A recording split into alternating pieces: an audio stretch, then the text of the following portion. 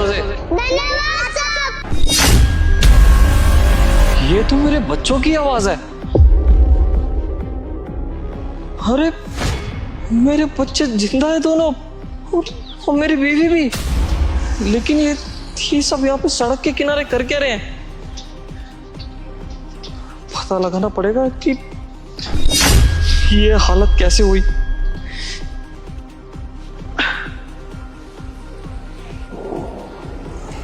अरे वाह, 500 रुपये।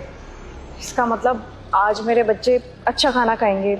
सुनो, आप यहाँ पे क्यों बैठी हैं सड़क के किनारे? आपका कोई घर बार नहीं है क्या? साहब, अगर हमारा अपना घर होता तो हम यहाँ पे थोड़ी बैठे होते। देखिए, आपने मंगलसूत्र भी पहन रखा है और आपके 2 बच्चे भी हैं। इसका मतलब आप शादीशुदा है।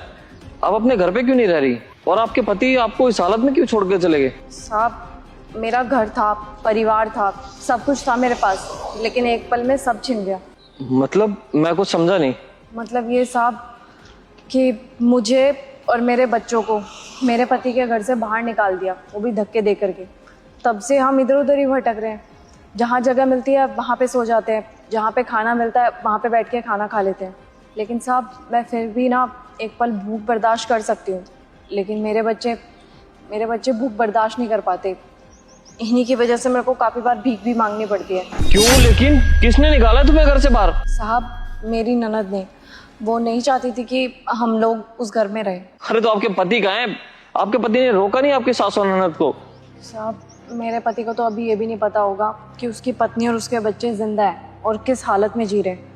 वो क्या है ना साहब, मेरे पति ज़्यादातर काम के सिलसिले में बाहर ही रहते थे, तो उस टाइम भी वो काम के सिलसिले में बाहर ही गए हुए थे। तभी मेरी ननद ने साजिश करी और हमें घर से बाहर निकाल दिया। साहब, मेरे पति का ना ट्रांसफ़र बाहर हो गया था। उन्होंने मुझे बोला था कि वो जल्दी ही यहाँ पे ट्रांसफ़र ले लेंगे, लेकिन जैसे ही वो ट्रांसफ़र यहाँ पे ले पाए, उससे पहले ही हमारी ननद ने हमारे साथ बदसलूकी चालू कर दी। कभी वो मेरे को कुछ उल्टा सीधा बोलती, कभी मेरे बच्चों को उल्टा सीधा बोलती।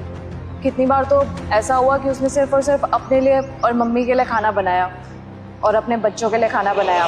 वो चाहती ही नहीं थी कि मेरे बच्चे और मैं उस घर में रहे। और एक दिन तो साहब उन्होंने हद ही कर दी, हमें धक्के दे करके घर से बाहर निकाल दिया।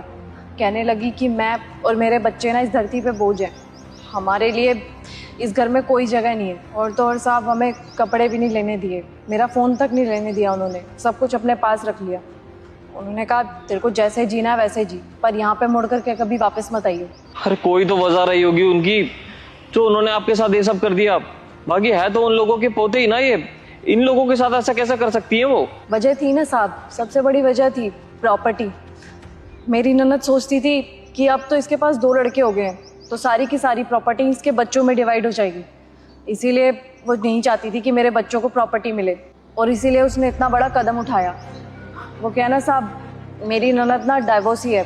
वो हमारे साथ हमारे ही घर पे रहती थी और उसके पास एक बेटी है। वो चाहती थी कि सारी की सारी प्रॉपर्टी उसको मिले और उसकी बेटी को मिले।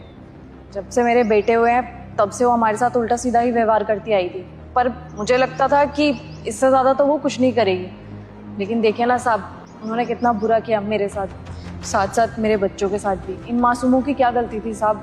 अरे जब आपके साथ इतना सब कुछ हो गया था तो आपने अपने पति को क्यों नहीं बताया? वो तो आपकी बात सुनते ही ना।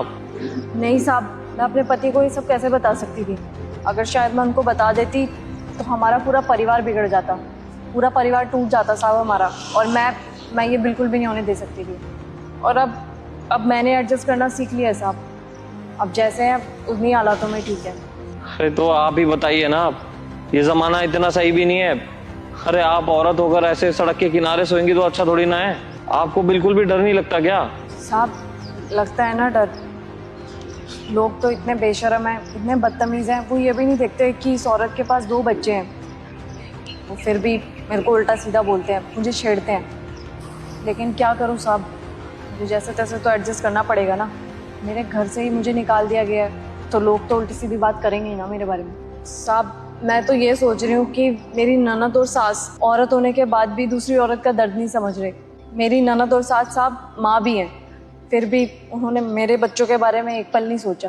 साहब, उसको जो भी करना था वो मेरे साथ करती ना, जो भी बैर था मेरे से निभा लेती, लेकिन उसमें मेरे बच्चों की क्या गलती थी? इन मासूमों ने क्या बिगाड़ा था साहब उनका? देखिए, मुझे लग रहा है कि आपको अपने पति को बता देना चाहिए ये सब, क्योंकि आपके साथ आपके बच्चे भी हैं। आप अपने साथ साथ इन बच्चों का फ्यूचर क्यों खराब कर रही हैं? नहीं साहब, मैं उनको कुछ नहीं बता सकती। अगर शायद मैंने उनको बताया तो वो अपनी बहन और अपनी माँ का ही साथ देंगे ना। आखिरकार है तो वो एक ही खून ना। वैसे भी अंत में जाकर के मुझे ही एडजस्ट करना पड़ेगा। इससे बढ़िया तो मैं जैसी हूँ वैसे ही ठीक हूँ। देखो अंकिता, अगर मेरी माँ और बहन दोनों गलत है ना, तो उन दोनों को तो सजा मिलकर रहेगी। राहुल, मेरे बच्चे। राहुल, मैंने आपको पहचाना कैसे नहीं? देखो राहुल, मैंने जो भी आपको आपकी मम्मी के बारे में और आपकी बहन के बारे में बोला है ना, प्लीज वो सब भूल जाओ। मैं जैसी भी हूँ ना, बिल्कुल ठीक हूँ। राहुल, जो भी है जैसा भी है सब ठीक है। मैं तो उम्मीद ही खो चुकी थी कि मैं कभी आपसे मिलूंगी भी, लेकिन अब आप हमें मिल गए हो ना। प्लीज हमें छोड़ करके कहीं मत जाना। राहुल, मैं आपके आगे हाथ जोड़ती हूँ, भले ही 4 पैसे कम कमा लेना, लेकिन प्लीज अपने देश में ही रहना। राहुल, हमें छोड़ करके कहीं मत जाना। अरे जिन हाथों ने मेरे को राखी बांधी है ना, आज उन्हीं हाथों ने मेरा हंसता खेलता परिवार उजाड़ दिया है। उसे बिल्कुल भी शर्म नहीं आई उसको ऐसा करते हुए। तुम जानते हो अंकिता, उन्होंने क्या कहा मुझे? उन्होंने बोला कि तुम जानबूझकर वो घर छोड़ के गई हो और तुम यहाँ पे रहना ही नहीं चाहती थी। और अंकिता, उन्होंने कहा कि जिस बस से तुम जा रही थी उस बस का एक्सीडेंट हो गया और तुम लोग कभी नहीं मिले। अरे मेरी बहन ने मेरे बीवी और बच्चों को जीते जी मार दिया और तुम कह रही हो मैं उन्हें छोड़ दूं? पता है अंकिता, जब मैं यहाँ पर आया था तो मैंने तुम्हें बहुत ढूंढने की कोशिश की, लेकिन तुम मुझे कहीं भी नहीं मिली। बहुत बार तुम्हारा फोन भी ट्राई करा, लेकिन वो फोन भी नहीं मिल रहा था।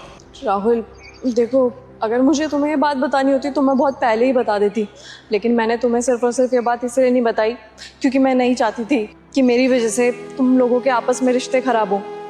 छोड़ो राहुल, उन्होंने जो किया सो किया, लेकिन राहुल मुझे किसी से बदला नहीं रहना। अब तुम आ गए हो, तुम प्लीज तुम अब हमारे साथ ही रहना। अंकिता, बस बहुत हो गया। तुम मेरे साथ चलो उसी घर में, और उनको तो मैं देख लूंगा। उनको तो उनके किए की सजा जरूर मिलेगी। पर राहुल, पर कुछ नहीं अंकिता, तुम अभी के अभी मेरे साथ चलोगी अंकिता, मेरे घर चलो। आ जाओ बेटा, चलो।